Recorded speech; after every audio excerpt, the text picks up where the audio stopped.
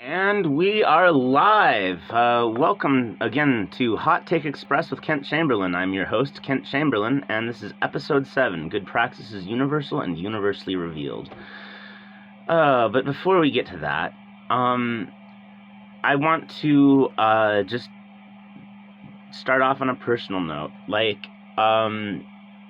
It's fall, and it is definitely fall. I wake up and it's 5 in the morning because it's actually so cold that, I am aware of the fact that it's cold and I need to be awake. And so I wake up then, and, then I start slowly going about my day, making my coffee. Oh, that one's empty. And my breakfast and all that, and, just do it. Like, my, potatoes are just... they're basically done for the year. I've gotten about as much potato growth outside as I can get. I've still got some little champions growing inside. If you can see, there. I think you should be able to see that if I'm aiming it right. Yeah. But these were all just experimental crops to see what's happened, and I bet I could get another month out of that, because that's what I did last year when I grew a crop in here. Is I got a month of crop extra when I grew inside compared to what was going on outside. And it's just those south-facing windows, man. Like, when you're building a house, put the windows on the south side, definitely. You can always put, curtains or something over it. I've got blankets hanging, kind of serving that purpose to block out the sunshine, or let it in as necessary. But yeah, you do have the option to bring in that light, and that lets a house that was at, it was at 40 degrees this morning, and it is 10:30, and it's hair over 60, maybe 62, 64. It's a different season, man. Fall is my favorite season, and it's it doesn't really happen out here. I mean, I can see fall happening, in the sense that leaves are falling, right? Because there's deciduous trees in the area. There aren't any deciduous, or there weren't rather until this year. I brought fall to the desert. I have chokecherry trees that are shedding leaves right now, and it's just magnificent. And I have a kitty whining at me for some reason, but I don't know what's going on there. We'll get up on my lap then. Goodness. Thank you. Sakaki wants to say hi. She wants to say hi. But, so I've planted stuff. I've planted, those trees, and they're gonna survive. The junipers are the best. The only crop I could ever hope to get off of them is the berries to make gin with, but they are just taking this desert like nothing else. They look healthy. They're right now, nothing is growing upwards, but I know everything that I planted that is still alive is growing down. Those roots are sinking in, and it's going to power a new growth spurt in the spring, and I cannot wait to see it. But the fall is also a time where your labors are kind of ending for the year, at least your physical ones. And for me, it actually means I'm ramping them up because they're about to end, and I want to any kind of slack I've had in the summer, taking it easy, I just sort of kick my own butt about and redouble my efforts, because I'm not going to be here in a month, I'm going to be on my way home, or to my other home, I should say, to Nebraska. And I'm not going to have the opportunity to do the things out here that I would like to do while I'm living there. I'm gonna have plenty of opportunity for work when I go home this winter. I've got so much ideological work to do. I've got to turn my first book, Class Analysis and Revolution, into an audiobook, and I've got to write my second book, and I should say my second political book, because that second political book, it's going to be called The Conscience of a Communist, and whereas like Class Analysis and Revolution is geared towards the left, it was written while I was on the left and considered myself on the left. The Conscience of a Communist is going to be written and directed towards the right to try to persuade them of the logic of our arguments. But it's still only in my mind right now, and just getting that out of my mind onto a screen is a task that'll be perfect for winter. And I'm only really doing hot takes right now because, well, I mean, you know, I missed you guys, and I'm sure you all missed me, and you know, like, there's got to be something. They've got to have like some kind of continual presence on the internet, reacting to things as things go on, because my goodness, are things going on. But yeah, so I'm gonna have like all kinds of ideological work cut out for me in this winter, and so right now I'm just like working hard. You probably can't even tell, but I took a shower 2 days ago and I'm already dirty again because I've just been digging a big old hole in the backyard. I don't get to have a backyard unless I dig a bunch of holes and then like fill them with dirt and sagebrush sticks and all these other things that will eventually just decompose into dirt, and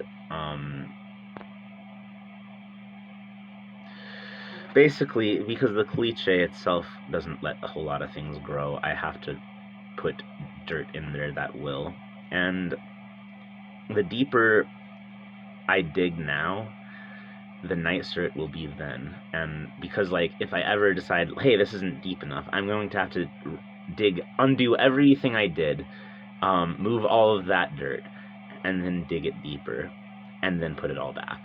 So it's really worth my while to dig the deepest kind of hole possible before I fill it in with dirt, because those roots need room to grow, you know. Like, I'd like to put fruit trees there, like stuff adapted to the high desert, like apricots and apples. Apricots, I believe, are native to the Tarim Basin in China, or if not there, then like the other side of the mountains from that big old valley.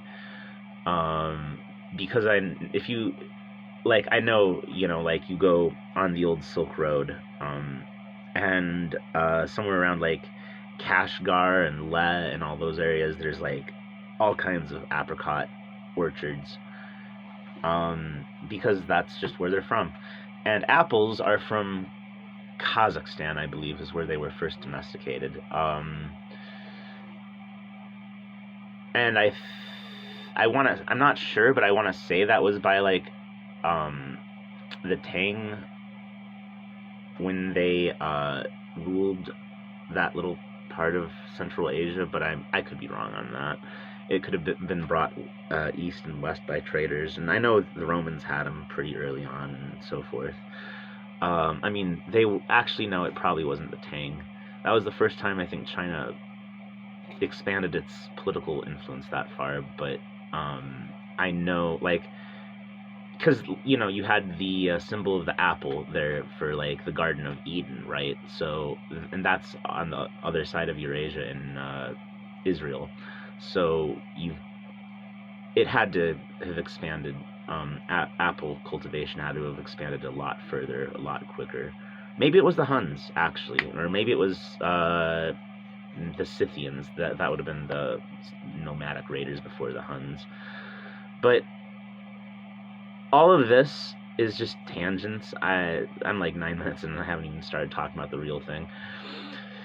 It's not a very substantial topic this time. Kind of just rehashing some of the stuff I've said, and noticing something. But before I get to it, I've got one other personal notification to pad this out with, because it is fall, and the labors of the year have been wrapped up in most cases, but there's one industry where the people who labored the best and the most successfully this year are rewarded with more work, and that's baseball. I've admitted. Okay, so I came out of the baseball closet on Facebook in this fashion.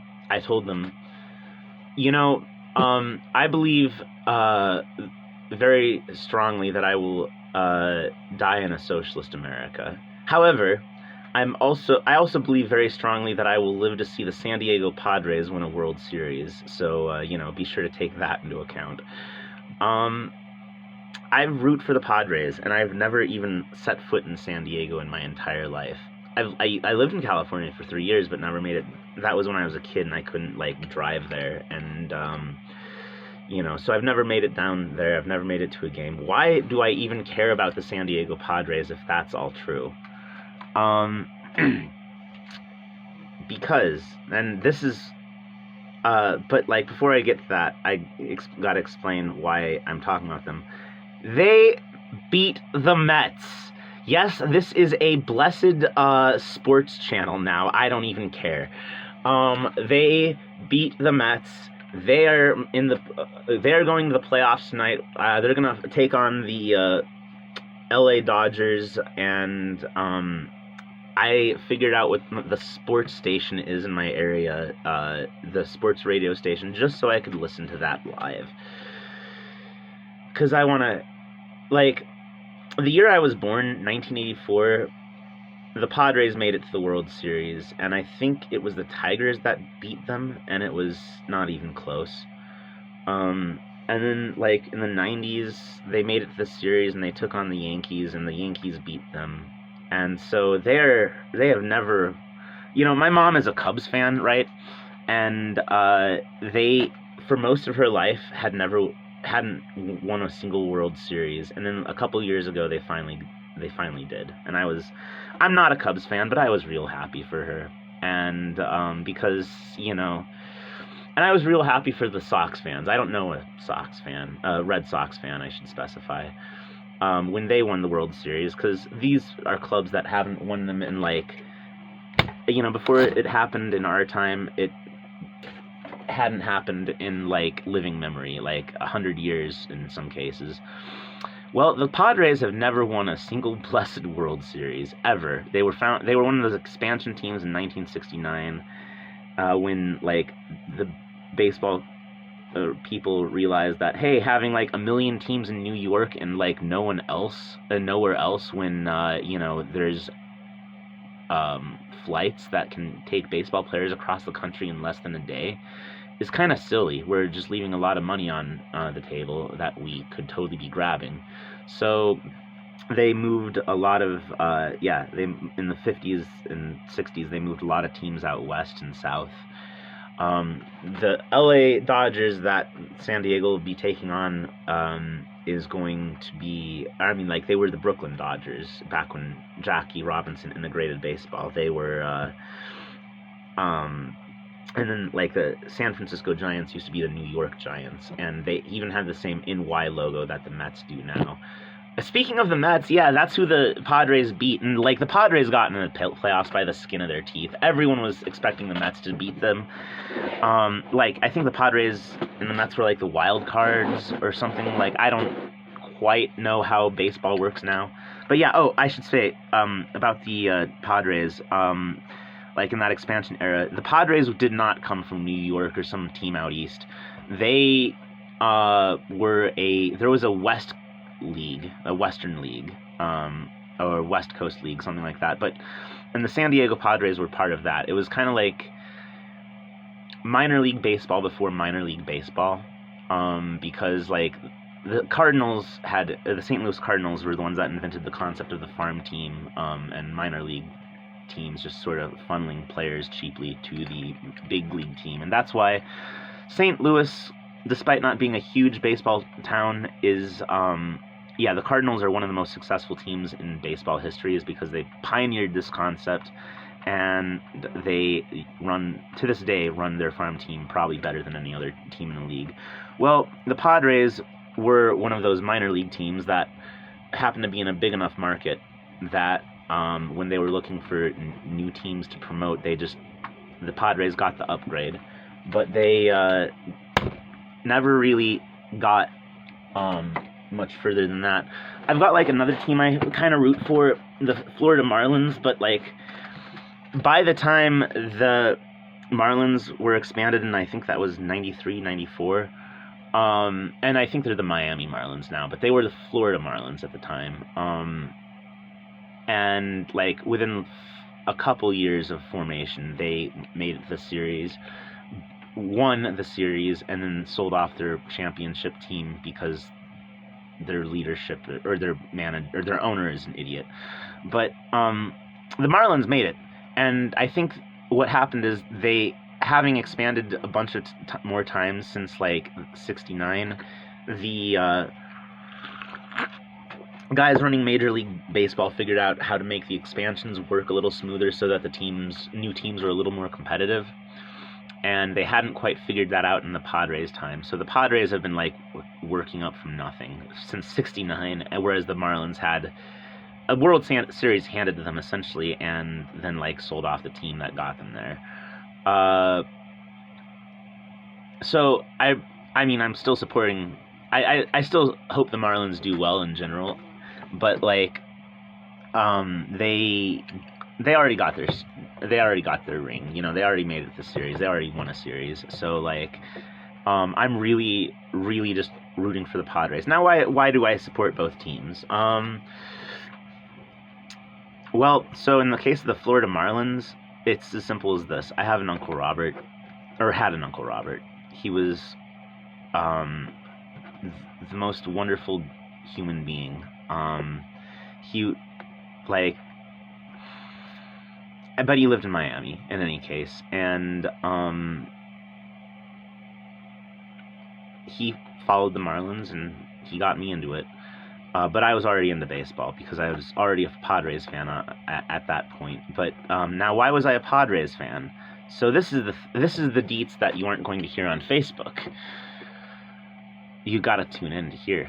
And I'm going to even plug this particular video as like, you get to find out why. Well, why am I a Padres fan? Because when I was in the 3rd grade, I had a girlfriend. Not really a girlfriend, I mean, just in the sense that like little kids do. My very first kiss was on my 9th birthday, when my parents rented out the roller rink, and my quote-unquote girlfriend, Shelly, kissed me in the middle of the roller rink to, what was that song? Who does that? Paul Abdul, Straight Up. You know. Straight up, now tell me, do you really want to love me forever? Oh, oh, oh, am I caught in a hit and run? Yeah, that one. It was the early 90s, what do you want? And it, like, but yeah, like, that classmate of mine in the 3rd grade, now, I lived in Minot Air Force Base, North Dakota at the time, and I guess there is like some kind of Padres winter camp in that area, because like my girlfriend Shelly, and also to drive home the point of how not serious these relationships were, I had a second girlfriend named Jessica at the time, and my girlfriends knew each other and were like totally fine with both being my girlfriends. It was glorified playing house. I mean, we were 3rd graders. What do you want? But yes, I guess you could refer to those as my polyamorous days. Not that I support polyamory, because I really don't. But anyway, I don't know why she was on base. Maybe she had another relative that didn't do like that worked with the Air Force somehow. But yeah, like Shelly's dad was one of the coaches or trainers in the Padres winter camp, basically. And so Shelly was into the Padres, and Shelly got me into the Padres, and I annoyed the living piss out of my school teachers by how much of a Padres stan I was. The word stan hadn't even been coined in the proper way, because Eminem was just like, you know, he was still like getting you know, whipped by his mom. His rap career was just a twinkle in Dre's eyes at the time. But yeah, like, I was a blessed Padres stan, and I had like all the baseball cards, and I am still saving up, because I had heard the stories at the time, so I've still got like my 91, 92, 93 Topps mint edition, you know, baseball cards, like, in storage, waiting for the moment that those suckers become valuable, right? It was like, and back in those days, I had all the stats memorized on the back of those cards. Like, I could tell you who was. It was nuts. I was probably the most annoying baseball nerd in history at the time. But to be fair, video games were new. This is what autistic people probably did for fun before video games. So, goodness. Another thing about fall around here, and I'm not gonna cut. There's no way to hide it. Obviously, flies are everywhere. Okay, like, and there's nothing you can do about this, because I am actually doing quite a bit about this, but and even so, like, you just see me whacking them every couple minutes. It's just the way of things. We've got like a desert area where like there's enough carrion for them to like get by, and yeah, there are natural predators, but they're not very good at it, and there's so many blessed flies that they don't have to be very good at it to eat their fill, and the flies just continue on, and it's even worse now that there's a human out here, because now there's all kinds of stuff for them to eat. Still no natural predators other than like these blessed fly strips, if that's even, yeah, kind of. Now, like, the season's longer because of those south-facing windows keeping the house warm, or at least part of it. Like, this is turbocharging the flies, so I'm going to probably build some like bat housing and some bird housing in the near future to attract more predators. That'll probably a project for next year once I have the labor, because I've got like a bunch of comrades talking about coming out in the spring.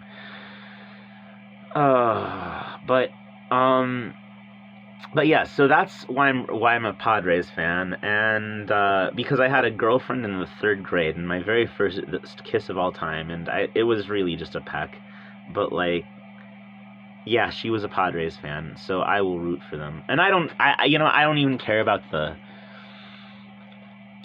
like, some of the you know, and yeah, like, oh, I was hearing a lot of cope yesterday on sports radio about like, oh, he had like red hot on his, the pitcher had red hot on his ear, and it's like, so that's not like steroids, but that's another thing, you know. See, when I was a kid, because, okay, so like baseball has these different eras where they go back and forth, so like, you know, because like, they deliberately want a visually interesting game, and they want a game with drama. They don't like these shutouts. They don't like the Yankees or whoever just winning year after year after year after year, and they don't want all the advantage to go to the pitchers, but they don't want all the advantage to go to the batters. So they kind of like, you started off in the early 20th century with what's called the dead ball era, and then they decided to right after World War I to end the Black Sox scandal to start putting cork in the balls, and that's created the modern baseball, which flies a lot further. And that plus like moving to purpose-built baseball stadiums with smaller dimensions changed the dead ball era, where pitchers like were pitchers dominated, and a lot more inside baseball, like trying to do sacrifice bunts and steal bases and the like. It went from that era where like someone like Ty Cobb was the king, to an era where just like home run sluggers were like Babe Ruth and Joe DiMaggio were the king. And then after after Jackie Robinson broke the color barrier, a lot of the Negro League baseball had still been inside baseball. You had like people like Satchel Paige that were just real good pitchers. Never got to find out if he could strike out Babe Ruth, but the circumstantial evidence to me seems to suggest that he totally could have. And like Satchel Paige ended up being the oldest rookie of all time when he played for the team that used to be called the Cleveland Indians and is now called the Cleveland Guardians, and I shrug at that change. It's whatever. But yeah, like Satchel Paige was the oldest rookie in the major leagues and then he ended up like leading the Indians to a World Series victory. And he was probably, in my opinion, the best pitcher of all time. So anyway, there was this flood of new talent from the Negro Leagues after Robinson integrated the league. And it happened more in the National League than the American League at first. The American League kept up the tradition of sluggers because they didn't integrate as quickly as the National League. But sooner or later, yeah, that's what happened. You had like... and then when it sort of seesawed back away from the inside baseball towards the slugging, and that was, again, like sort of an echo of the Negro Leagues. You had Hank Aaron beat Babe Ruth's home run record of 60. I think he got like 61, 62, something like that. And then, yeah, there was this, in the 60s and 70s, you had like this little mini era of slugging, and then it kind of reversed back to the inside ball real big by the time I was little and watching it. You had like the Atlanta Braves were the pitching team of that era, and then like they had just this magnificent pitching staff that kept getting them to the series, and it was so bad. They had a thing called they had a movie or something called The Damn Yankees in the 50s, right? Because the Yankees were just winning all the time. Well, my feeling was the Damn Braves when I was a little kid, because they kept beating my Padres all the time. And the Padres, at the time, they had a really, really good slugger named Tony Gwynn. And he was one of the best. I mean, like... he made it into, like, Ken Burns' baseball documentary, even. But he wasn't enough to win a World Series. Like, by himself, he couldn't make that happen for the Padres. And I'm noticing now, like, the Padres seems, ever since Gwynn retired... the Padres seem to have adopted Atlanta's methods. And, like, in the 70s and stuff, when the Dodgers were racking up a lot of pennants and series, they were doing the same thing, too. You had, like, I think, Sandy Koufax was on their pitching staff, if I remember correctly. But, yeah, so, like... a funny thing is just how much these things change, because, like, now the Padres are the pitching team. They've got Darvish and Maldonado, or whatever his name is. But, like, they've got a couple really good pitchers, and, they're going up against LA tonight, and LA's got, like, a really good baseball team. They won, like, 110 games in the season.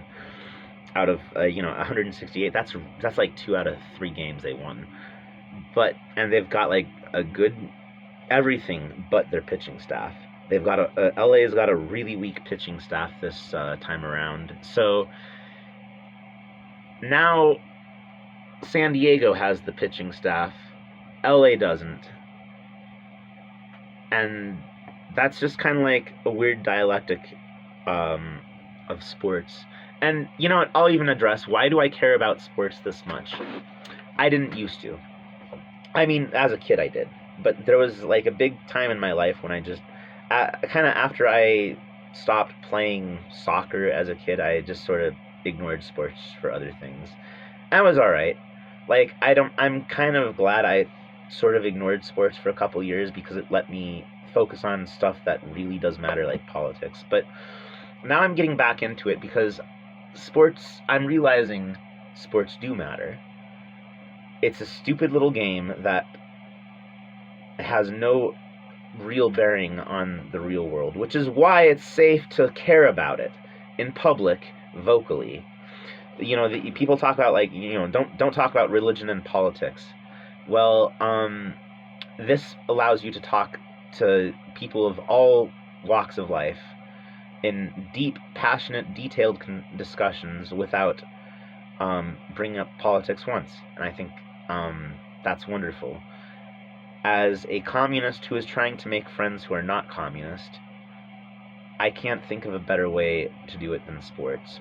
And of all the sports out there, like I said, I played soccer as a kid, so I do kind of like soccer. I don't really follow it because there's not much in the way of soccer in America. We've got a league, but I don't even know who plays, what teams, or where. I don't think it would be hard to get into. And football, well, like, I mean, it was just Tua's concussion was just in the news. And I'm not one of these screeching shitlibs trying to ban football, but I mean, like, Obama. Here's something that Obama said that I kind of agree with. He wouldn't let he's not sure he'd let his son play football if he had a son. And, I mean, I was, see, the one sports radio station that comes in here, you cannot get just, like, baseball. It's all the sports, and right now the other sport going on is football, so I'm getting football news and interspersed with my baseball news, and I don't really follow football. But I do know that there was a Miami Dolphin named Tua something or other. It's like a Samoan or Polynesian sounding name. But he got a concussion, and then he got another concussion, like the game after, because they wouldn't bench him. And it takes like 3 months to recover from a concussion properly. And a lot of the brain damage that happens to football players, isn't necessarily so much from the concussions, but from the fact that they can't heal between the concussions. If they could do that, they'd be fine, or at least not as bad off.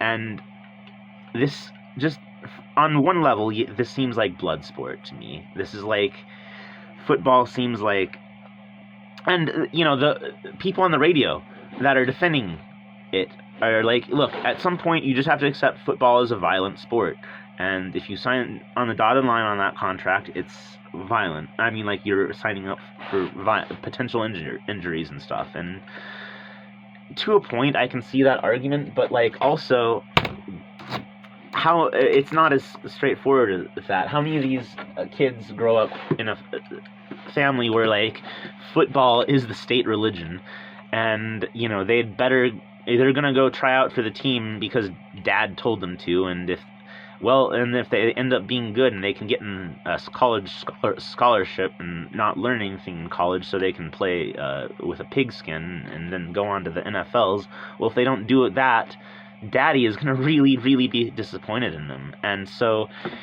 yeah, it is voluntary, but not really. Not for a lot of these kids. Like, I mean,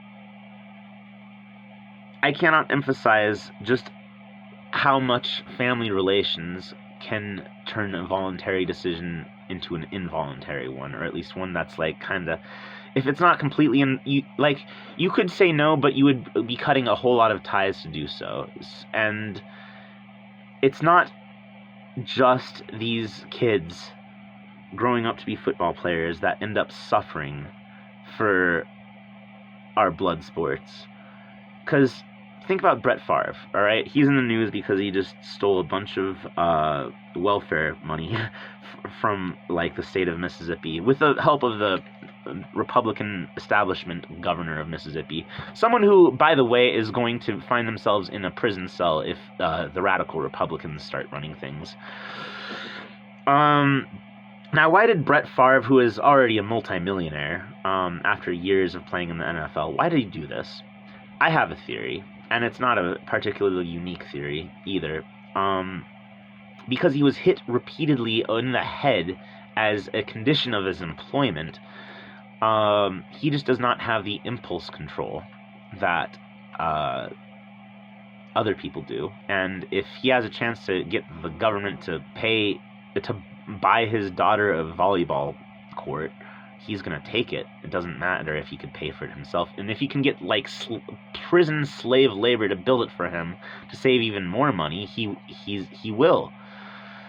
And that is all of, well, at least Mississippian society suffering because one guy has a brain injury. And it's not just him, and it's not just football. Like, a sport that I used to love quite a lot. I mean, I know it's fake. But, like, it's still entertaining nonetheless. And professional wrestling is just...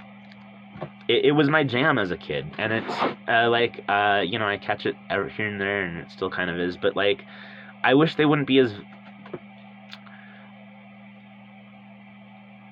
And it's fake in the sense that, like, some of the matches are scripted, but it's not fake in the sense that, like, that pain, that violence is real. Like, you see something like the 1996 Hell in a Cell match between Undertaker and Mankind, and maybe the result of that match was scripted, but the violence they suffered, the medics at ringside, none of that was scripted.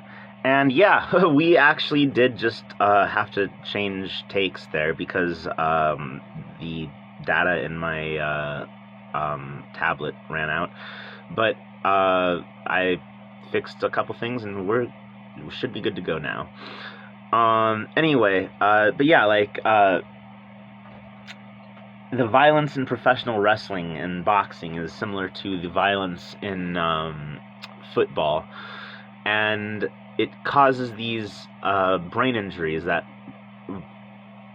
deprive people of certain abilities to think and to exercise impulse control.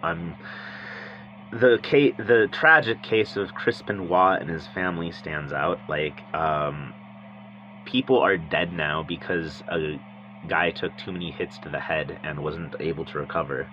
And that happened because, essentially because a lot of people wanted to be entertained. We didn't make him make that choice. Vince McMahon did. And even Vince McMahon didn't really, if you want to look at it by the logic of, like, Vince was just getting rich off of it. Chris Benoit still chose to sign on the dotted line because, it was a chance to be a star, a chance to be famous, and who wouldn't sign on that dotted line? But it ultimately wasn't worth it. Like, he shouldn't have, for the good of his family, but that would have been like, everyone around him would have seen that as a sucker move, so I don't want to get rid of professional wrestling. I don't want to get rid of football. I don't want to get rid of violent sports, but, like, there's got to be ways to make them safer, right? Because, like, okay, so in boxing they realize that, like, and that's something I'm not sure we can. There's just a certain level of risk with that. You are literally trying to knock another human being unconscious. There's just, if everything goes right at the end of a boxing match, someone has a concussion, essentially. And boxers get into it knowing there's only so many years of fights they've got into them, because there's only so many times a person can get beat up. Even if they win, they're still getting their, clock cleaned, before that starts having problems. So, something I will say for boxing, though, is there's enough time between those matches for people to recover and get better. those extended training monologues of, where like months pass in your little boxing movie or whatever, that's months where you can get better, where you can heal. So, like, your average boxer, I feel, is more coherent and more able to be responsible for the things they say and do than your average former professional wrestler or your average football player. And so, like, I'm not sure I'd really tinker with boxing a whole lot. Professional wrestling, maybe if they spaced it out more, that would work. That would require taking on a larger roster of people so that, matches could still happen with the frequency that they do, but like, you could, if the people involved would have more time to recover. Because, I mean, there's no way you can really completely make it safe. I mean, because the thing is, even if you just made it like technical wrestling again, where you're doing holds and, stuff, like, I mean, and that stuff still exists in professional wrestling, but like, I don't think people would tune in just to watch that. Not in this country. You're still going to need the steel chairs and whatnot, but that means violence, that means concussions, so that's got to also mean more time to recover from it, period. That, or maybe just make the average career a lot shorter. That's another thing you could do for, like, football, but what I see the problem being in football is that they haven't done something boxing and wrestling have, which is institute weight categories. Now, I wouldn't say weight category so much as weight limit, but these are the incentives that work in football, right? You want everyone on your team, except maybe the guy that runs the ball, or the guys that could run the ball, because, like, you can throw them to one of several, to be the biggest and strongest possible people. You want them to be like, 400 pounds and 350 of that is muscle, like, but what happens when people of this size slam into each other over and over and over again once a week for like 3-4 months?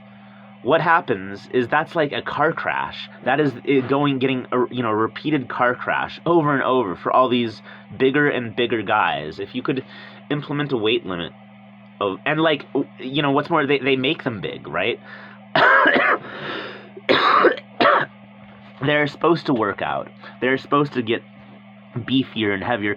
Heck, they could even just get fatter. It doesn't matter. They need the weight there to, like, hurt the other team. Like, this isn't safe to get into repeated car crashes, for 3 hours on national television every Monday or whatever.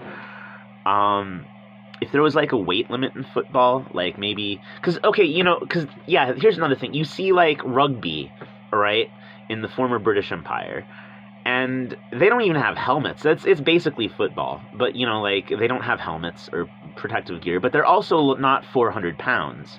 Like, people that look like me are running around a field with like something that looks very much like a football, doing football kind of things, but it's a lot safer because they're not just getting into those car crashes. I mean, people still get hurt, but it seems like a lot safer sport. And if you combine like the build of the people who play rugby with the protective equipment in American football, I think you could have a football and it just would be a lot safer.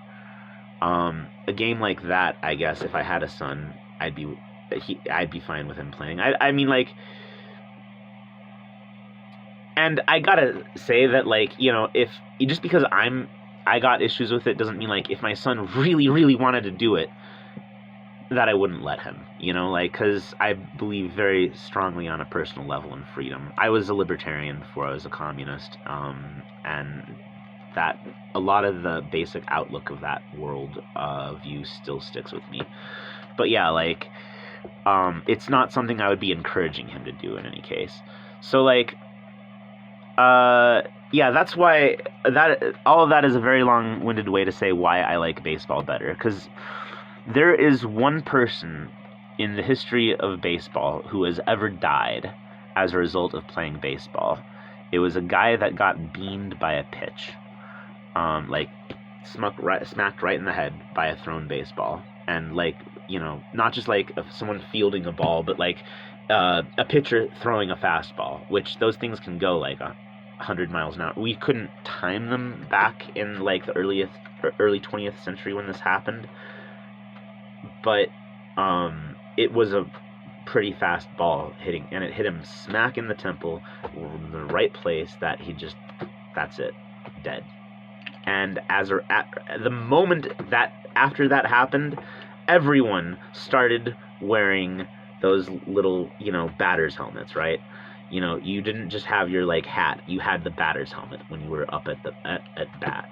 And no one has ever died from baseball since, in professional baseball. Now, there's one caveat I gotta make, and that is that there used to be this really, really disgusting racist practice. Like, you go to like a carnival these days, but if you went to a carnival back in those days, one of the things, instead of just like throwing a baseball at a target to like get someone to drop into a tank, black people were so desperate for work in some places that they would willingly volunteer to get baseballs thrown at them by a paying crowd, and on the premise that like they could just dodge them fast enough. And that's sick enough, but like, you know, if it was just normal people throwing the baseballs, that would be one thing, because, you know, it's still bad, and I would never ever want anything like that ever again. No. But like, then you had a couple of these racist baseball players like Ty Cobb, and I have to emphasize, he was really, really racist, and he was also really, really good at his job. He was one of the best baseball players, unfortunately. And he was a pitcher, and he would go to these carnivals, and he would kill black people on purpose with his pitches, because he could. Because society at that time wouldn't penalize him for it. So, yes, there are more people than just that one guy died because of baseball, but the context in which they died, all but that one guy, like the context in which all those people died is no longer with us. So I feel like baseball is just an inherently safer sport. And I mean, look at it. The worst you can do... Oh, here's another thing Ty Cobb brought to the game. The idea of sliding cleats first into base. Until Ty Cobb... Actually, I don't know if it was Ty Cobb. It might have been one of his... He was not the only racist baseball player. The guy that got... Because Major League Baseball didn't start off segregated, right? It became segregated after there was this dude named Cap Hansen, another really good but unfortunately really racist baseball player. And he just wouldn't play games with like black people, and he got his teammates to agree with him, and like finally kicked up enough of a fuss that they segregated the league for that little snowflake. But yeah, screw Cap Hansen. I hope he's burning in hell. But like, some of the players in those days before baseball was segregated were the ones that were racist. If it was like a black guy on like guarding the base, like they would, instead of sliding in hands first, you know, where they might actually touch the guy or be touched by the guy, they'd slide in cleats first, which is not only more dangerous because you're presenting these spikes to another person, but like also then you're not going to get touched by, you know, the inferior human being, you know, as the way they thought. It was an insult. And now it's just you can slide either way and no one thinks anything of it. But yeah, like, and no one should think anything of it because it's just been, you know, both ways are fine. But it was invented, sliding feet first was invented as an insult towards black people. And that's where that comes from. But like, God, baseball just got like this huge ass civil rights history in it. And that, I think that's part of the draw for me. It's like always kind of been like so-called the intellectuals game, and I can commit treason against my class privileges. You know, like I do not support the middle class running society, but I am nonetheless a creature of the middle class, and as such, like, not everything in and of the middle class is inherently bad. Baseball is middle class. I mean, like, if you want to look at its history, it was created by people. I mean, it gained its popularity in this country amongst, like, people playing games in college for fun. And so you're talking about, like, a middle class academic game. And then, yes, it became popularized amongst the workers during the Civil War. Both Union and Confederate soldiers sitting around, like, having nothing to do in between battles would oftentimes play games, sometimes even against each other.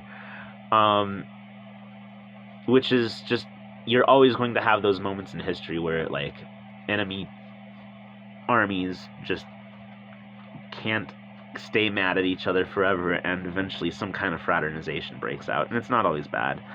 Like, you got the Christmas truce, even bad guys like the Confederacy, like, the rank and file were probably not evil people, and, play ball.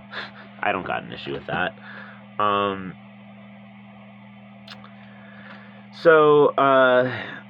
It is a kind of middle class game. It's got roots in the middle class. It's been popularized. It's spread to the working class and the bourgeoisie, but it started as a middle class game, and it's got, like, some of the ways you can play it, like the inside baseball, where you do these little clever tricks that aren't flashy or powerful like a home run, but still get you to win the game. That's kind of, like, requires thinking in middle class. Like, a lot of the game is reducible to statistics. That's middle class. A lot of the game isn't obvious. Like, it and its related games, like softball or the British Rounders it's based off of. It's the only game where the defense has the ball. Like every other basketball or football, the people running the ball are the ones that are on the offense. In baseball, it's the defenders that have the ball.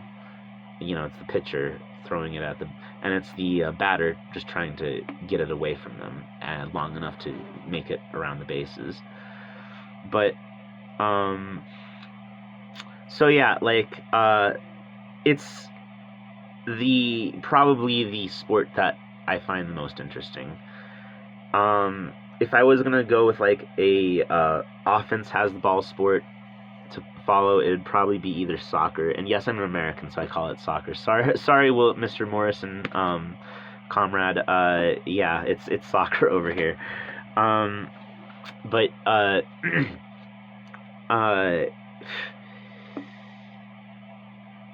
hockey. I've gone to a couple hockey games in my life, and that's pretty cool. It's not a ball, it's a puck, but same basic concept. It's like football or soccer on ice, more or less, with sticks. But and every time I played, like, street hockey or something as a kid, I always had fun with that. Hockey's a cool game. And that's another one where, like, you probably don't really want to get rid of the violence, like all those fights that break out. Like, yes, they're illegal according to the rules of the game, and they're punished, but everyone goes to a hockey game kind of expecting it and hoping that it'll happen, and so there's just, like, these incentives for it to keep happening.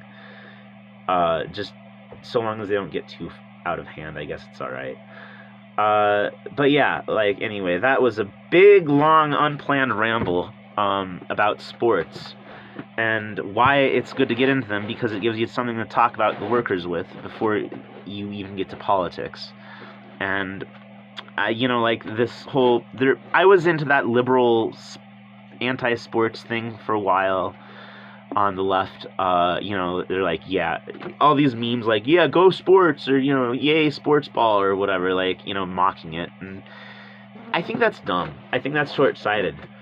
I mean, like, even if you don't enjoy them yourself, like, they're harmless enough. Like, listening to sports radio most of yesterday, which is a thing I've never really done in my life, it occurred to me, it's just, like, how much wholesome fun it was. Like, hearing these broadcasters just like have conversations and tell people about their lives, and the people tuning in that are like part of this whole sports radio community, like sharing their opinions on teams and whatever, like it's just something to talk about and just to have like normal wholesome conversations with strangers. And anything that does that is a good thing, you know? Like, it doesn't have to be sports, like, and the definition of a sport is kind of, I mean, like, chess is a sport technically, so I guess I could include that as a sport I'm into, but like, you know, it doesn't really involve any kind of like physicality to it, but you could like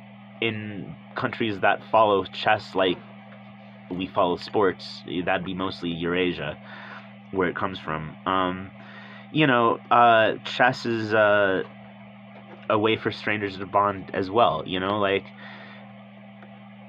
we are only a handful of generations away from a situation where if you didn't immediately know the person you saw, you interpreted them as a potential mortal threat to you and the rest of your tribe, because we were like tribes of 150 people roaming around before civilization. So yeah, maybe like 100 generations removed from that, right? And now we've got politics and ideologies and religions and sports, all these different things we've invented to bind society together, to bind strangers that don't know each other together, so that people who don't know each other can meet on the basis of friendship and mutual interest. And yeah, like, so sports ball actually is pretty cool. The more violent ones probably shouldn't be, but you know, sports are a great way to make friends and influence people, so go sports. And the left is stupid for rejecting it. So anyway, that was an entire unscripted rant that required 2 videos because like it just went too long. That's like 50 minutes of content I didn't even plan. But this wasn't much of a theoretical video anyway, so if it was going to get tacked on anywhere, it was probably this one, because this is just me noticing something that Haas said like 3 weeks ago by now. So here we go. Here's the actual video you tuned in for. Haas has been independently making some fundamental discoveries about synthetic leftoids that I made a while back. First off, they're literally fascists, and they actually really want us dead. In their hearts of hearts, they are fantasizing about how much gulag they're going to send us to, you know, like how many wood chippers they're going to shove parts of me through, you know, while I'm still conscious, how many, you know, how much fire they're going to set upon us, you know, you know, or bury us in, you know, like high noon, in, you know, under an anthill or something. You know, they're just like fucking, they want us dead. They cannot handle disagreement, and they are literally fascists.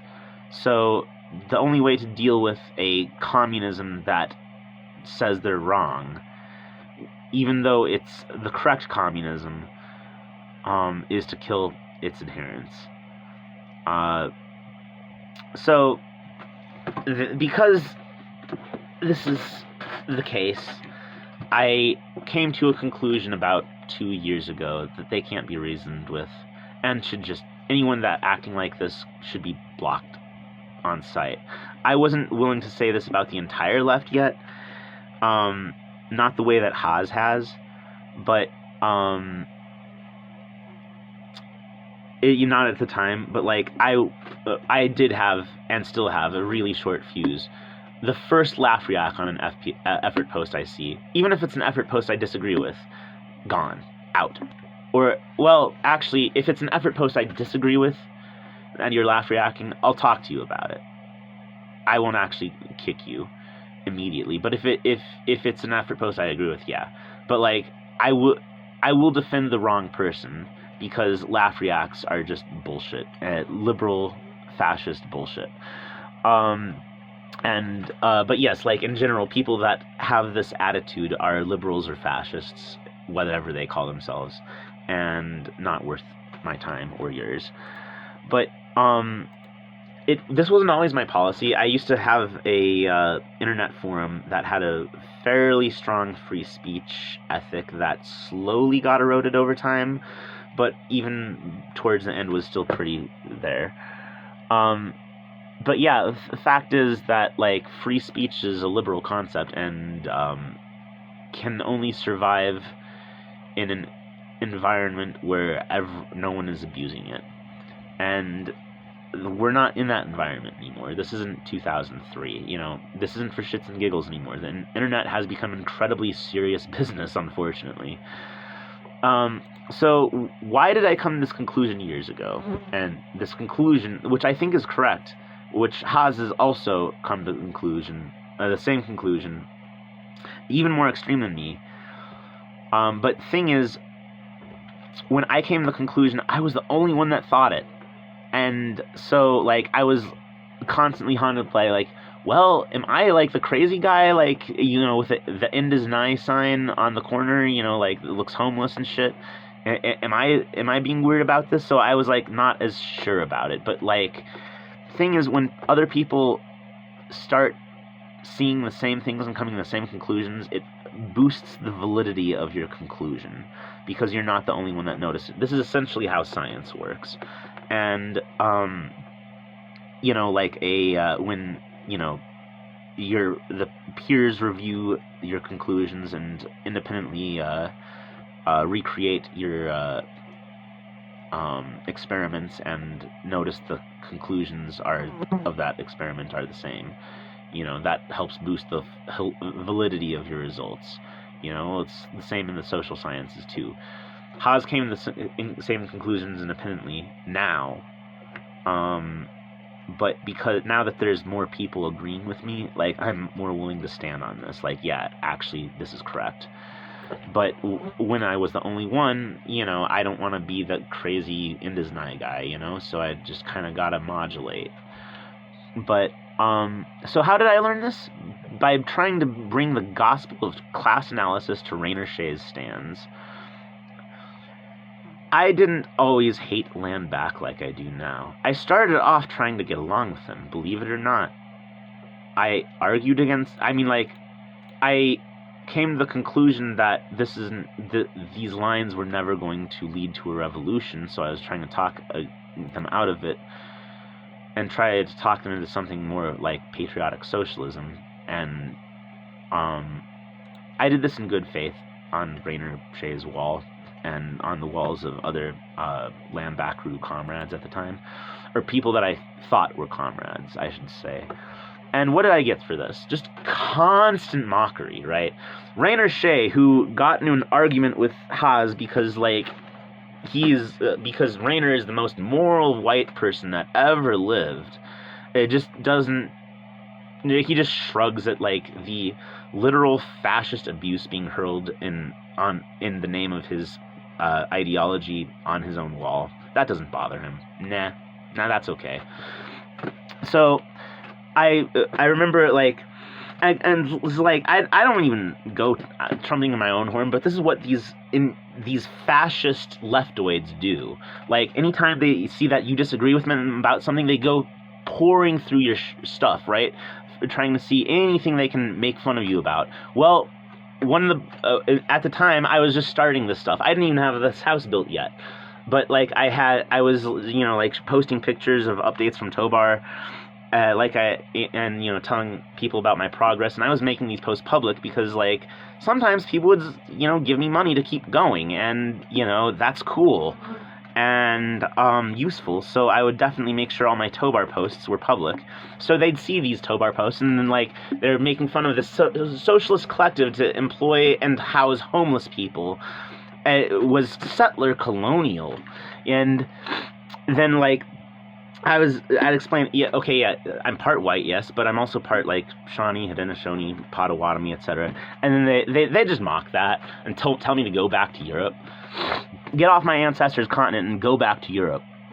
And one of these twits, by the way, I'm not going to name most of these people because, frankly, most of them have faded into memory because they're just so unremarkable. But one of these clowns is is named Shane Lawrence Pick. He's got some YouTube channel about juice, even though he doesn't understand juice at all, because Kim Jong-un, Kim Jong Il, Kim Il-sung, all of the Kims would just, like, beat him to a bloody pulp for misrepresenting their ideology, because just the way he acts about people, the way he treats people that he disagrees with, is manifestly, absolutely opposed to Juche, opposed to ML, opposed to their teachings. So, Shane Lawrence Pick, if you're out there, you know nothing about your ideology, you are a clueless idiot, and you should delete your entire channel, because you are an embarrassment to the DPRK and all it stands for. Thank you. But anyway, yeah, so he and people like him are the epitome of middle-class poser socialism. He's, this Shane Lawrence Pick guy has also got the same sliver of Haudenosaunee blood that I do, which is why he thinks that he is going to get to survive land back rule, while I get consigned to the whitey gulag for being unmutual. And it's hilarious. Like, I don't even think Rainer Shea is even, like, any native at all, and he's, like, going full fucking Ferngully on everyone. And it's like, I think that all these Landbackaroo posers think that they're going, by being Landbackaroo, they get more rights on this continent than the people who grew up here, or whose ancestors came from here, right? Which exposes the class nature of this. This is not about Ferngully. This is not about Avatar. This is about white peopling their way to the top. Rich white peopling their way to the top, as they always have. And it's not because they're white, it's because they're rich. Their wealth is the problem. Their wealth leads them to do this stuff. Their wealth leads them to steal my fucking heritage for their fucking psyop. And if it stopped here, that would be one thing, right? But no, like, then after the mockery didn't work, then the death threats began. And, like, I still get death threats. I swear to God, one of these days, I'm just gonna make a video that is nothing but screenshots of these death threats, right? Of, like, all the crap I gotta deal with. Because I actually have no reason to protect the identity of these scum, of the scum that walks the earth, that, like, just fantasizes the most god-awful things about me, what they're gonna do to me, and, like, is so cowardly they just gotta message it to me and then block me. You know, like, absolute scum, terrorist, leftoid idiots. You know, literal fash. Literal blessed fash. Right? And, you wouldn't believe half of this unless you saw it with your own eyes. But yeah, like, so this is all just fine and dandy to moral paragon of virtue Rainer Shea. Yeah, like, fascist death threats can happen on his wall, but because, and fascist death threats against natives can happen on his wall, but because they don't agree with his little Landbackaroo psyop, that's fine? Fuck Rainer Shea, okay? Like, I don't even care. I don't even care that he's, like, you know, making strides against Sakaiism now that it's obviously a psyop to everyone else. Like, you know, it would be fine if he came back to socialism, but he's got to take... I don't want him back unless he's going to take responsibility, personal responsibility, for the fascist crap he allowed to fester on his wall first, alright? Because, like, that is actually... The theoretical disagreement about land back is not actually my problem with him, okay? I mean, like, yes, it's wrong. And yes, it's the fascism. It is the absolute fascism that that he allowed to fester. It is the arrogant middle class poser socialist attitude that he allowed to fester. All right, being theoretically correct on land back while still letting that crap happen is just going to allow fascism into socialism. All right, fascism into communism, fascism into whatever we want to call ourselves. And, No, actually, if you've done fascist shit in the past, you need to take some personal responsibility for that. You need to take some accountability for that. And he's realizing now that all this, and he's not denouncing Sakaiism on the basis of being a psyop. He's denouncing it on the basis of, well, maybe moralism, it doesn't really intersect with the working class, and there is actually a white working class here. I was wrong about that, huh? And all of these criticisms, and like Haas told him he was wrong about the morality thing. I told him he was wrong about like there not being a white proletariat, and now he's saying all these theoretically correct stuff. But I'm not going to take Rainer Shea back until he blocks every single one of his stands that were laugh-reacting actual theory.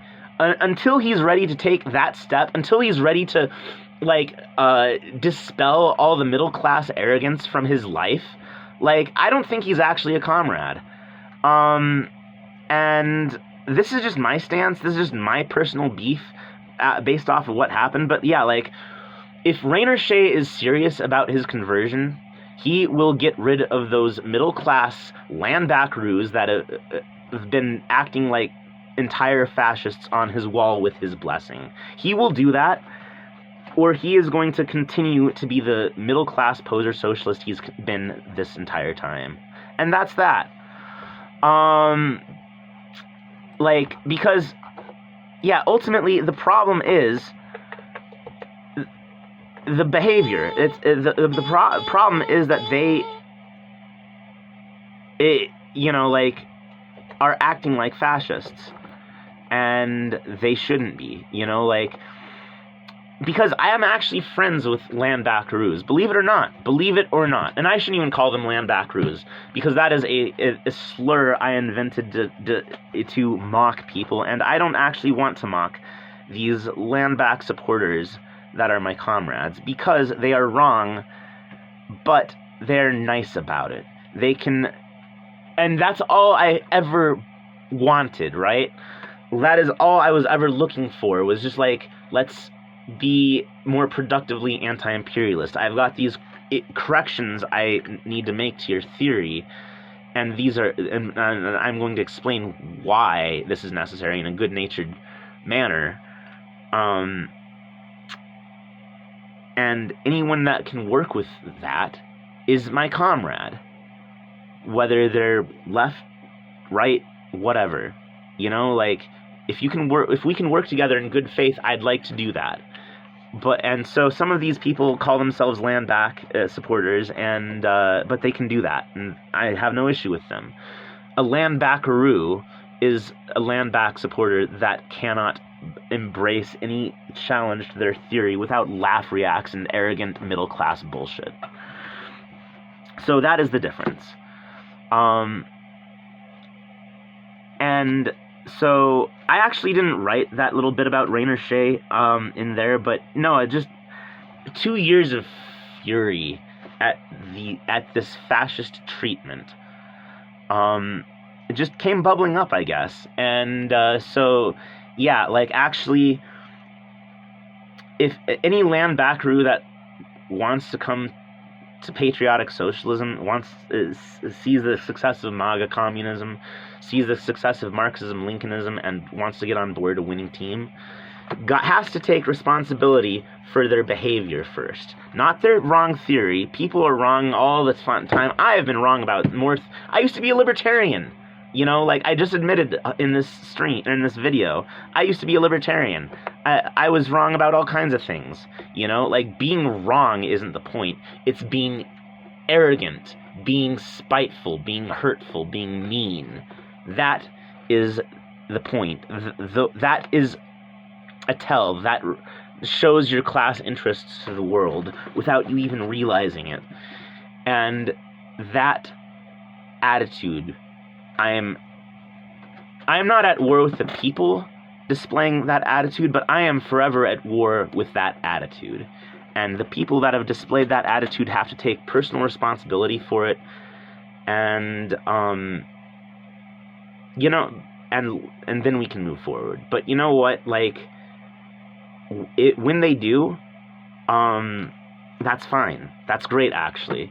and it's not like I hold what they did in their past against them. Like, actually, one of the Secretary of Education of the Radical Republicans is a guy that used to be one of these Rainer Shea stands, like, making fun of me personally. And then he realized that, actually, no, I'm based, and he changed his mind, and everything's good now, because he was just suckered in by false consciousness of a different nature, but than most people, but still false consciousness, and he took personal responsibility for that, and good, like, my issue with Reagan wasn't the whole personal responsibility shtick. It's that he said that while doing anything but. Reagan was an idiot Hollywood shitlib, and who never took personal responsibility for anything in his life. But he wanted to tell us to take personal responsibility for our actions. That's crap. I do believe in personal responsibility, though. I just don't think Ronald Reagan had the right to tell anyone about it. And so, yeah, like, I'm not saying this because I'm not saying this because I want the people in Rainer Shea's world and the man himself to stay away. I actually don't want them to stay away. I want them to, but I need them to take personal responsibility, I guess, for what they did, so that they don't, when they, if they become, like, proper comrades, that they're not going to then make good people hate us, because then suddenly people calling themselves radical Republicans are acting like fascists, because we're not fascists. We hate fascism. We hate anything that smacks of fascism. And so, like, anyone that's been like that in the past just has to realize that's not how we behave. Like, laugh reacts, all that crap, no, that's not us. We can disagree. We can even disagree fervently. Like, okay, so, like, there are some of the other secretaries of the radical Republicans disagree with me about the Sino-Soviet split, right? They're on Ha's side of that, and but that's fine. We actually do have a very serious theoretical disagreement if it comes down to it. But, like, we can work together, because nobody's being arrogant about it. Like, not a single soul in the radical Republicans is, like, thinking the rest of us are idiots because we disagree about something that happened 50 years ago.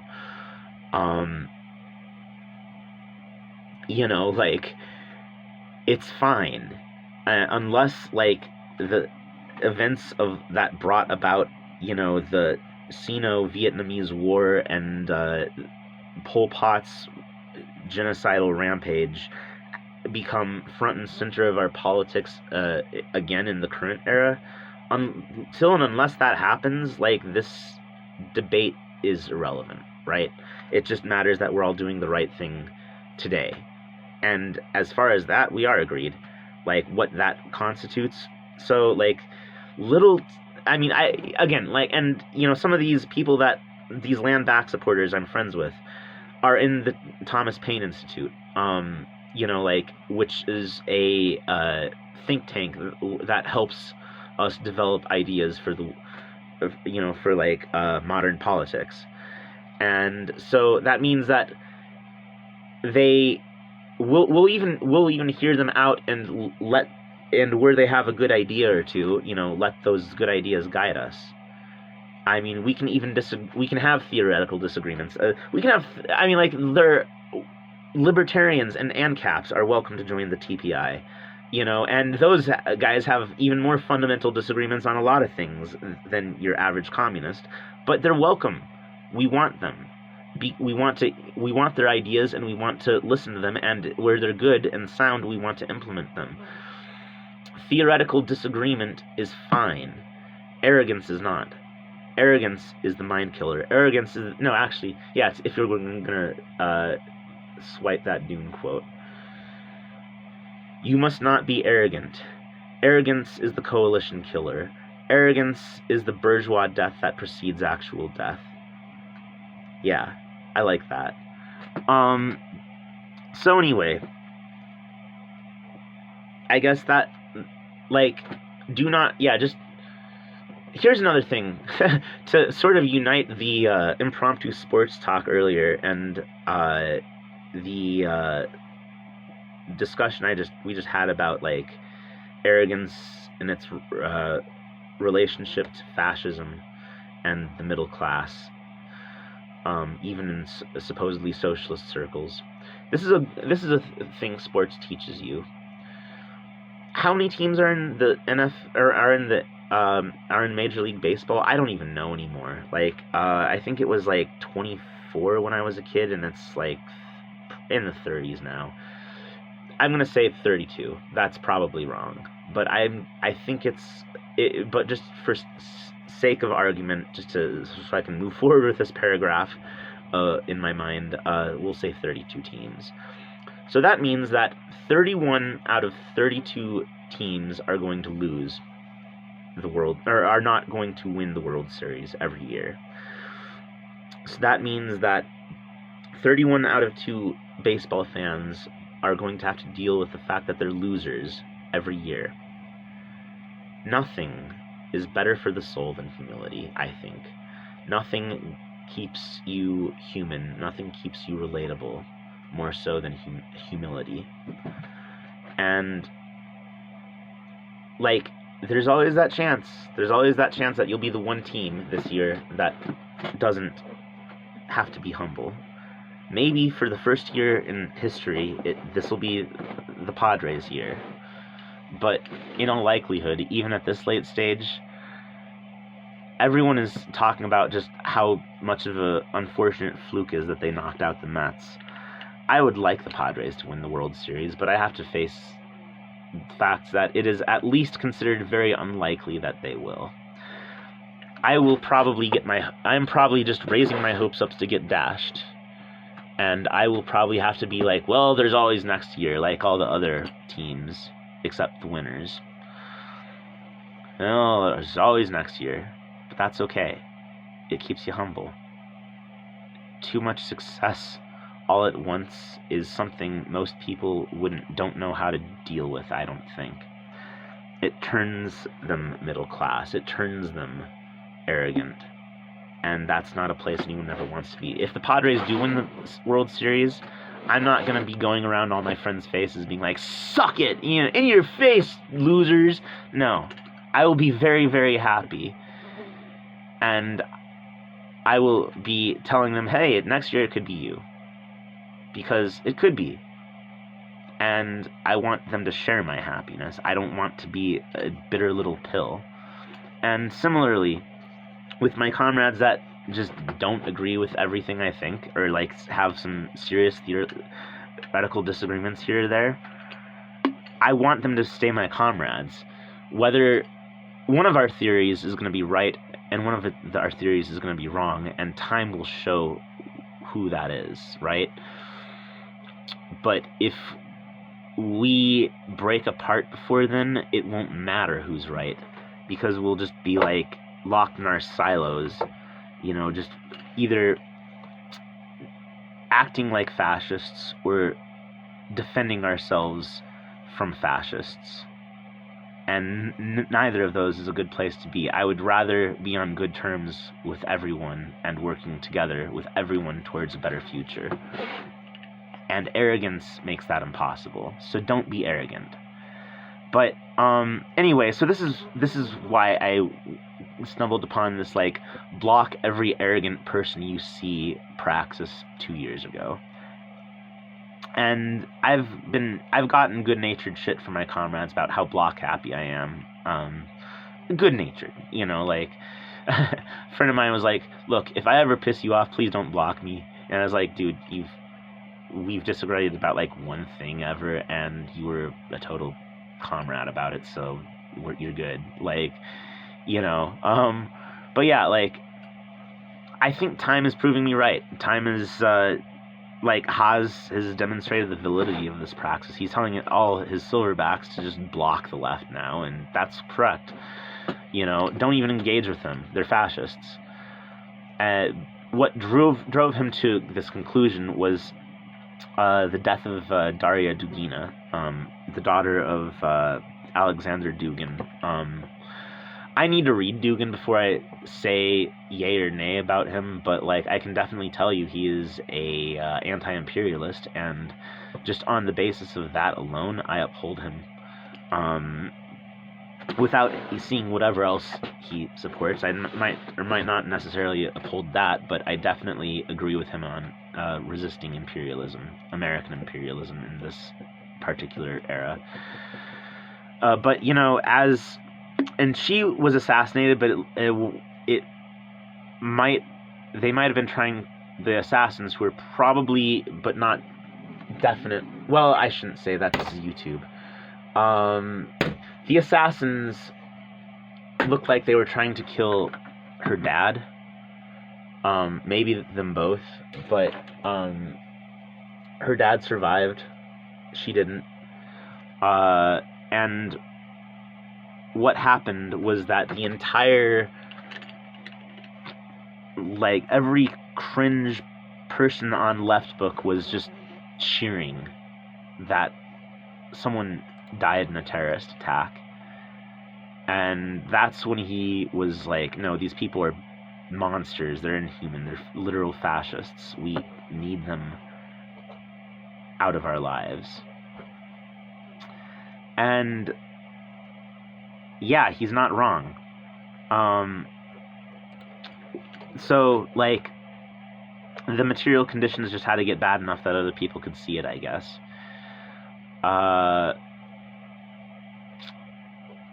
But yeah, like with similar inputs, dialectical thinkers come to similar conclusions. Me and Haas both are on the same page about this now. Like, we both treat them as fast to be blocked, and we both have stopped even trying to reach out to them, and we're now reorienting ourselves towards the conservatives, who will be our allies in the next civil war. And we're both going to vote for Trump when he inevitably runs again. And like I alluded to earlier, even Rainer Shea himself is having second thoughts about at least the Psychiast psyop these days, even if he hasn't necessarily come out fully against land back yet. And while the line I expounded back then that he was just like, he and his stands were just pissing all over, it's a full-blown organization. Where's his organization? I don't see any land back organization. I mean, like, okay, I see like the Indian Collective and like Color of Change and all these like fake ass liberal orgs that don't speak for a single person they claim to. But I don't see any actual attempts by people who believe in land back or land backaroos, either of them, to implement their ideas in the real world. Nothing serious. Okay, actually, you know, there's the Uhuru organization, but like outside of a couple hoods, you know, they're basically irrelevant. They're not going to change the world. They're not going to end American imperialism. They're not going to do anything but get some people shot if they decide to, like, you know, protest violently enough. So like, if land back was going anywhere, they would have an org by now. And they started from Rainer Shea and his ideas were a lot better organized than mine 2 years ago. No issue admitting that. Like, I was still developing the theory that would become Marxism-Lincolnism at the time. And, like, even after the book was written and published, you know, some key insights for Marx's Lincolnist praxis were still in the future.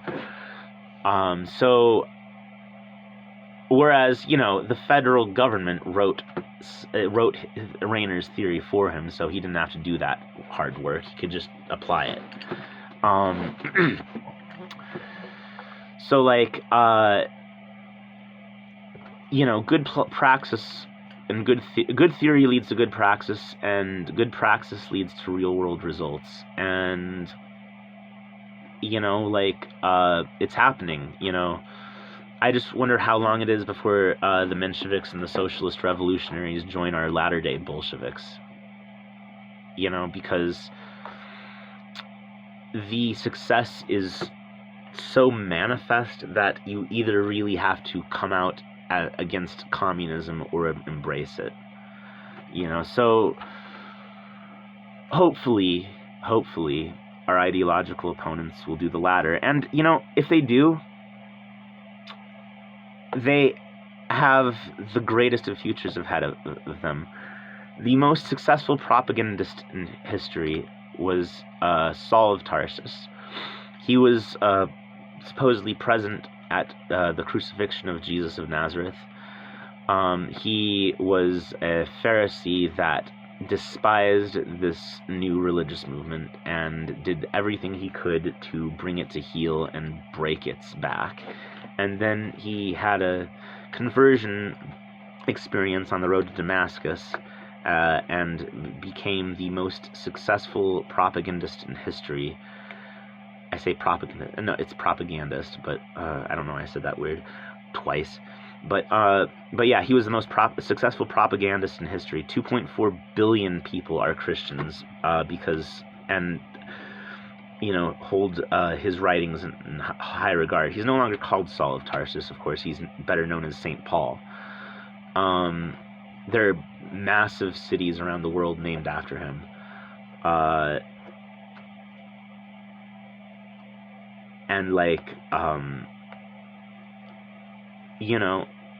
He started off his professional career being wrong and doing wickedly, fascistly. And he had Christians put to death.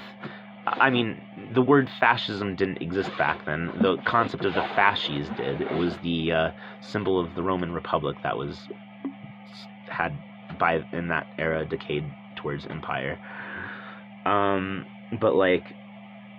So it wasn't called fascism, but putting people to death over an ideological disagreement when they've done nothing to anybody, that is fascism. I'm not sorry, that's just what that is. And then he became a guy that was championing a bunch of people that held all their possessions in common. If you look at Acts 2:44, that considered the judgment of God killing people that held back their possessions when they became Christians as justified. Like if you read the story of Ananias and Sapphira in Acts, the Holy Spirit strikes them dead because they, not necessarily that they held their stuff back, but that they lied about it. That was the sin, and so they are recorded as being struck dead for that sin. And you think about so Christianity was a proto-socialist organization. So he goes from a fascist trying to crush the socialist organization to a socialist, helping popularize this organization throughout the Roman Empire. And it's such a heel-face turn to use the professional wrestling terminology, but it's an example of the power of forgiveness. The power, arrogance divides people and humility brings them together. The person who did wrong is humble enough to admit that and make amends, and then the people he's apologizing to are humble enough to accept him and to even listen to him and let him be a leader if he proves himself up to it. We've all made mistakes in our life, and one of the things I think that gives socialism an edge over fascism is that capacity for forgiveness. And that's that's why they're attacking us for MAGA communism, right? We're the conservatives believe all these horrible, problematic things, and how dare we forgive them? you know, like, well, but we are going to forgive them, you know, like, you know, we're not going to cancel them forever like the leftoids would like us to, because they just disagreed with us. I mean, like, you know, again, they don't even have to agree with everything we think or most things we think. Let's just forgive each other our previous political hatreds, and try to work together. And in every era, the fake left, the synthetic left, the revisionist reformist left hates the communists, in part because they do this, because they forgive the conservatives, they work with the conservatives, they forgive their enemies, and where the synthetic left can't understand that, can only understand hatred and judgment and fury, because they have no love in them, because they are the very demons they rail against. But, you know, there's even forgiveness for them too, if they want it. Like, I don't want to destroy my enemies. I am not a fascist. I will protect. When I fight, I do not march to destroy enemies. I march to protect friends, right? And even the death of an enemy is a tragedy. It can't always be avoided, but it's a tragedy nonetheless. You know, even the Wehrmacht soldiers that died frozen in the land they couldn't conquer, their deaths are also tragedies. Good news for the peoples of the free world, yes, but still tragedies. It sucks that Hitler sent them out there to die. It sucks that the Red Army had to kill them. It was necessary. It was good that the Red Army prevailed, but, you know, I still feel for, like, the average German that had no desire to conquer anything, but got drafted and did his national duty, you know, like, and those people, some of them ended up being forgiven by the communists after the war. Now, in West Germany, they were just about all forgiven, because, like, you know, Operation Paperclip, and we suddenly wanted to fight the Cold War more than we wanted to enact justice against the Nazis. So, like, West Germany didn't have its reckoning with the Nazis until the 60s, and, like, German hippie counterculture did its best to hold them to account, but that was just social pressure, really. And the Baden-Meinhof gang, or however that's said, but, like, mostly just social pressure. But, like, in East Germany, there was a reckoning.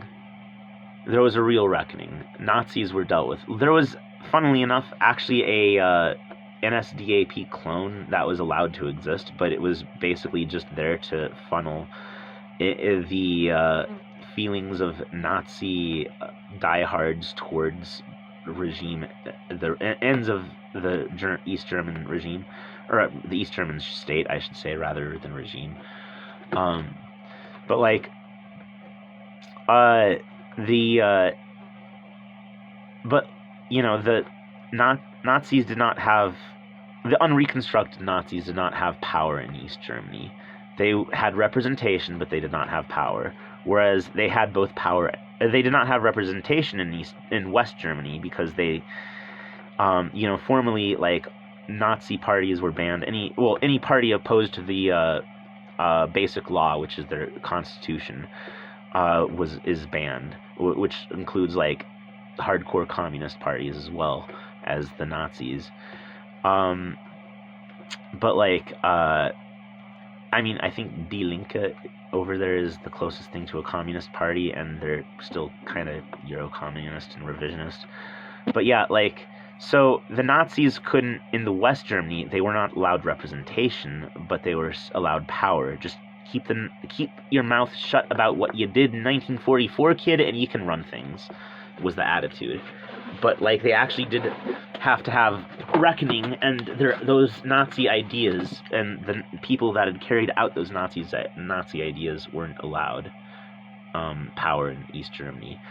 And this kind of actually has a bearing on what I'm saying about like allowing making people, repent of their arrogance, I guess, before granting them power in any organization or society. Because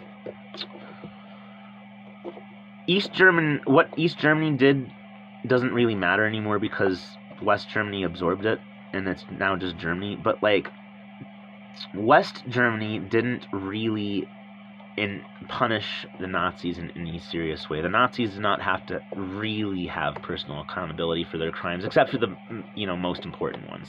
Those guys got hanged. But like the middle management of National Socialism got through the end of the war untouched in West Germany.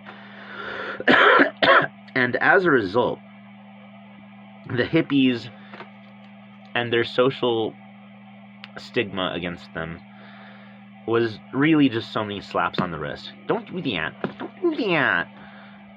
And the fascists that they were became the social democrats, became those hippies, right? And because no one was ever really made to suffer for anything in West Germany, and because those are the institutions that prevailed in Germany after 1991, you've got this really cheap social democratic sentiment. Like, Germany is as middle class as it's ever been. It's probably even more middle class now than it was under Hitler. And the middle class is the base of both fascism and social democracy. So like, they're social democratic now, but like, we never changed the class basis of German society the way that East Germany did. And if it was East Germany that had absorbed West Germany, these problems would be solved, but it wasn't. It was West Germany that absorbed East Germany. So the middle class still owns Germany. And as soon as they decide that it's no longer in their interest to be hippies, but it's now in their interest to be war brothers again, that's what will happen. And you kind of saw that at the beginning of the Ukraine conflict, where Germany suddenly appeared to be real serious about meeting their NATO targets for once. You saw that. And, about getting real serious about rearming and, like, being aggressive and having a more serious military to protect Europe. But, like,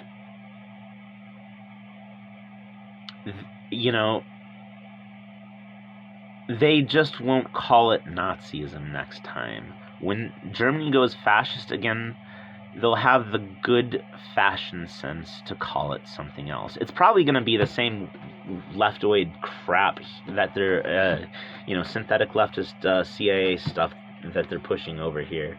That will be what newly re-fascist Germany will look like. And it's because we never changed the class basis of Germany. And that happened because they never had to take the West German Nazis never had to take personal responsibility for their actions. That's why humility matters. That's why arrogance matters. That's why you can't just brush this stuff aside, but people have to be made to take responsibility for their misdeeds. So, I'm going to end this with, like, I guess a little altar call for the radical Republicans, because this is everything I've discussed here more or less has to do with theory that resulted in the creation of the radical Republicans. The radical Republicans is the natural good praxis that emerges out of these material conditions that multiple theoreticians of dialectical materialism are independently converging on, right? Me and Haas are coming to the same conclusions, and Jackson, and back in the day Caleb, we all came to the same conclusions, and like a lot of you out there came to one of us, or more than one of us, because you started coming to the same conclusions too, and then we explained the rest. Right? We're converging on this praxis in theory because it's valid, and the Radical Republicans is the first proper organization harnessing that theory and praxis.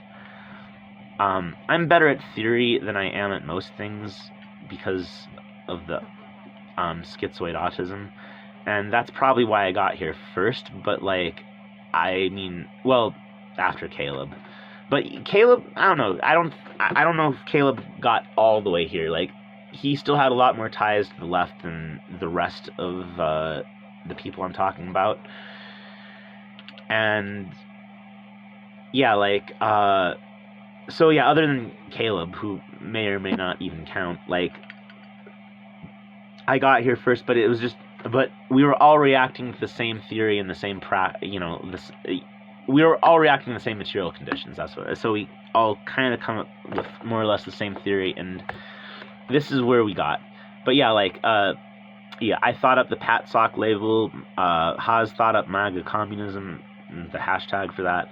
Like, and that MAGA communism hashtag is exploding, right? I mean, like, Haas and Jackson are both punching way beyond their reach with this little hashtag. And it's good. It's bringing the conversations with conservatives to the fore that we needed to be happening all along. But with MAGA communism, like, voting for Trump isn't enough. And even making comrades out of MAGA supporters and conservatives isn't enough to really fulfill that MAGA communist dream, right? There's got to be a sustained effort to nominate and elect our preferred slate of Republican candidates to every office and party position. Therefore, we need a socialist organization inside the Republican Party itself, namely the Radical Republicans. Organization on this front has proceeded pretty quickly. We got organized the 9th of September. It's like, what, a month from that now? I don't even know the date. It's the 11th of October, okay. So, yeah, a month later, and we've got a constitution. Our membership is growing rapidly. We've done, like, multiple... or there have been, yeah, like, a lot of media appearances, or at least, and, well, yeah, media appearances and, like, discussions of, we're in talks. There's been one media appearance so far on William Morrison's show. Everyone should go check out that comrade's channel. He's based AF, and, like, especially if you want to hear, like, what, like, a patriotic socialist take. I don't know if he necessarily abides by that label, but he doesn't hate it either. But yeah, like, what someone who thinks like us might think in the context of the British Isles, like, William Morrison is definitely your comrade for that. But yeah, anyway, like, so a bunch of us went on his show, and we're in talks with other people to get on other shows. We're in talks with people you wouldn't even believe, alright? Like, and I get, like, 35 views on this channel on, like, a good day, and I am talking to the kinds of people you would not expect someone with 35 views per video to be talking to. I'm not going to name names yet, but I guess I think it's okay to say that, like, there are actual, no joke, congressmen reading my book right now. And I'll leave it there. And when there's more news to print, I'll print it. But we're on the march, okay? We are on the march, and we need your help. This is, if you want to be involved with a successful communist organization, it's not the Party of Socialite Libations, it's not the CPUSA, it's not the PCUSA, it's not the, you know, whatever. It's not whatever third-party vanguard like that you and 5 of your Hodgeist friends came up with. It is going to be the radical Republicans. We have a realistic plan to take power in this country, and we are having realistic success going about that plan. So we're still getting organized, and in fact, we are what Joseph Stalin might have described as dizzy with success. We have more interest pouring in for this organization than we have like the resources to like harness it. We still need to create a website, and when I'm in Omaha with a stable internet connection for the winter, I will do that. But like, I just don't have the ability to do that yet. But yeah, we'll create a website, and we're like, you can sign up, and we'll figure out. We haven't defined the basis of membership yet. That's actually a discussion for the next secretariat meeting.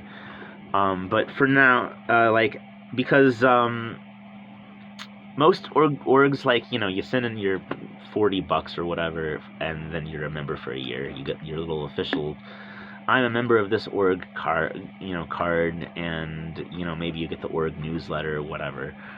But like, maybe we'll do that, but I'm just thinking about it, and there's not like a whole lot of use the radical Republicans have for money at this moment. Like, I mean, you could send me money, and I'd throw it at socialism here in Tobar, but Tobar and the radical Republicans are different orgs, right?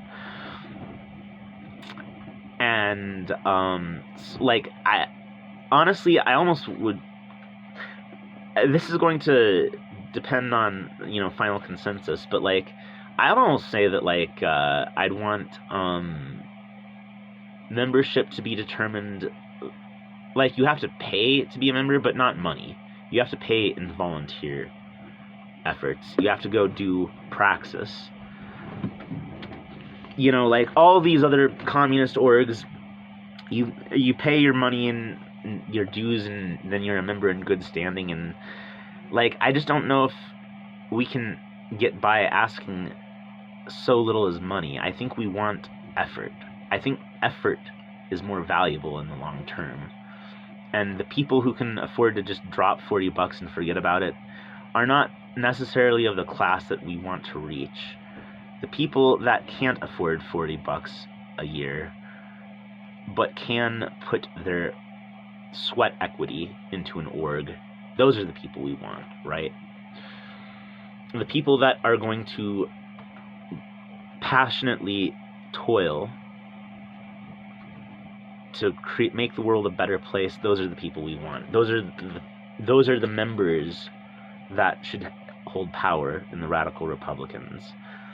But that is just an idea I'm kicking around, and I'm not sure about it. Like, and this is the beauty of the democratic centralist process. I'll tell them about it if they haven't went by their next meeting, if they haven't seen this video and like seen my take yet.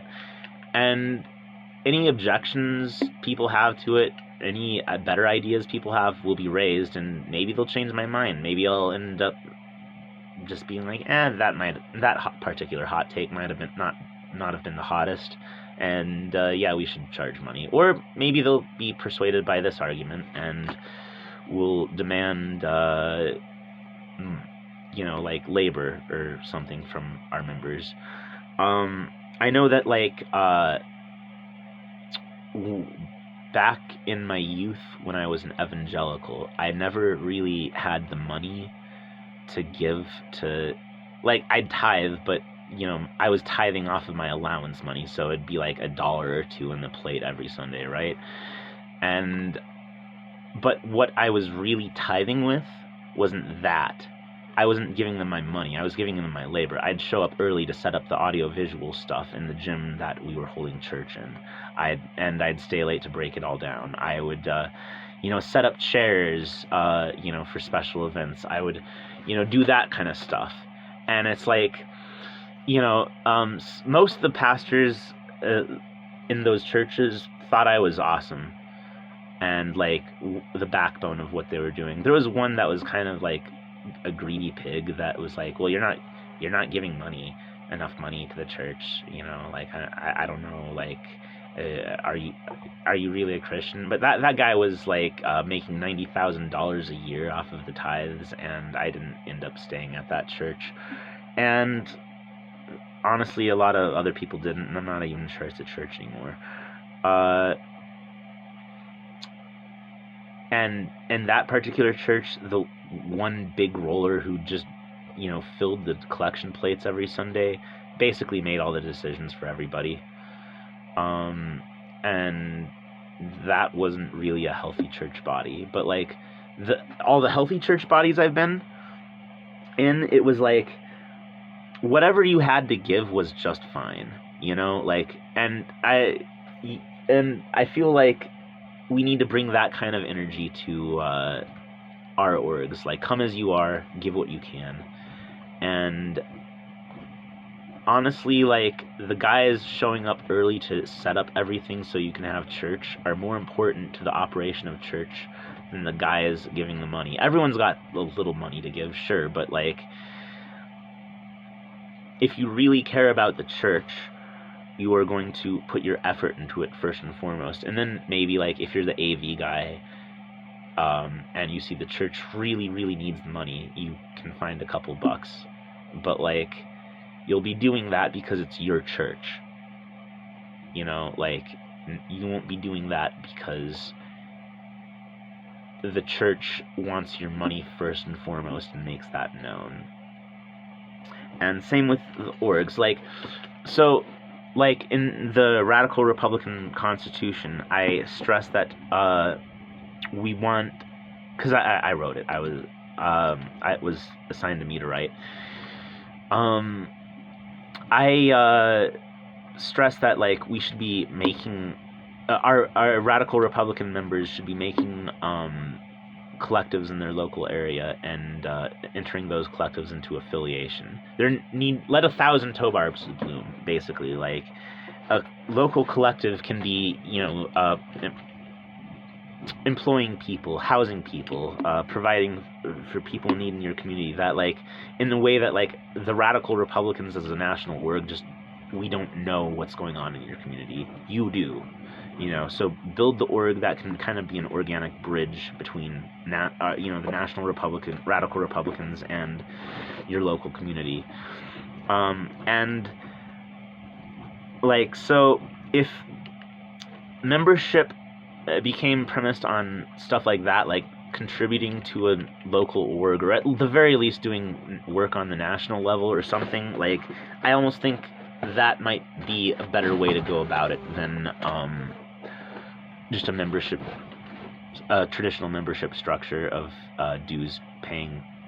Because also, like, we're punching above our weight because we have such an active and engaged membership. Before even having defined what membership is, like, everyone associated with us is, like, busy and doing good stuff.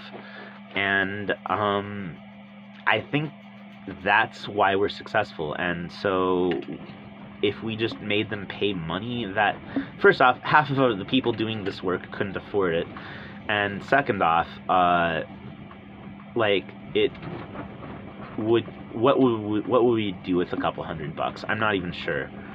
Like, the free labor they're donating of, like, promoting us and getting our name out there, making MAGA communism trend and all that, like, is doing far more for us than $200 could, or however much we'd raise from membership dues.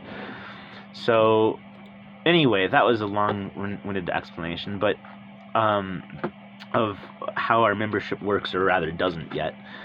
But, like, for now, just if you want to be a part of this, message me or Nils Love on Facebook, and we'll add you to our public-facing chat, and keep you in the loop that way. And you don't have to message us on Facebook. You could just drop a message underneath this video.